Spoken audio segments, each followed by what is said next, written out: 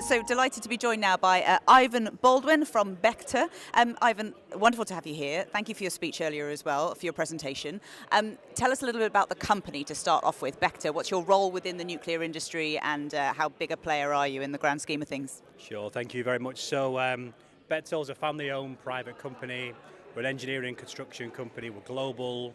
We deal in major mega projects across a wide-spanning set of industries, energy, infrastructure, etc.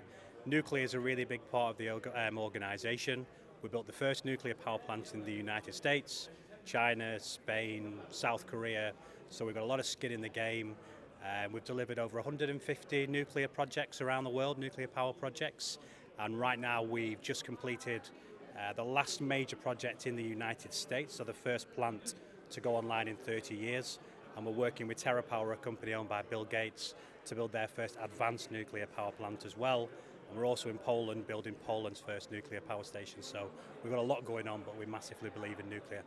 There's always a lot of comparisons made, I think, between the US and the UK, somewhat unfairly given the difference in sort of size and demographic differences, etc.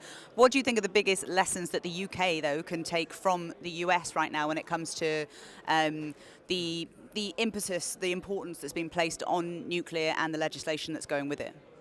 Yeah, I mean, to be fair, I think the impetus and the push is the same both sides of the pond, really.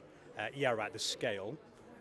There's the investment that the US is making, obviously is sort of greater than the UK, but both countries have worked together since the very beginning of the industry for obvious reasons. We go back to the Cold War, etc. So that learning is a common two-way street.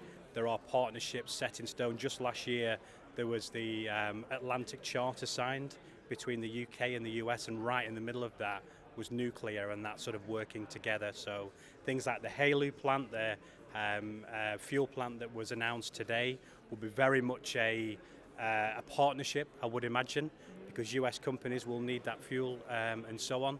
And also on technology as well. So a lot of the technology that is potentially going to be imported into the UK would come from the US. But also don't forget we've got the UK, the likes of Rolls-Royce SMR, where their technologies could go stateside as well. So I think the UK punches above its weight alongside the US. This is the inaugural event for nuclear strategy as well. How important are platforms like this for really building those potential partnerships and encouraging that sort of networking opportunity?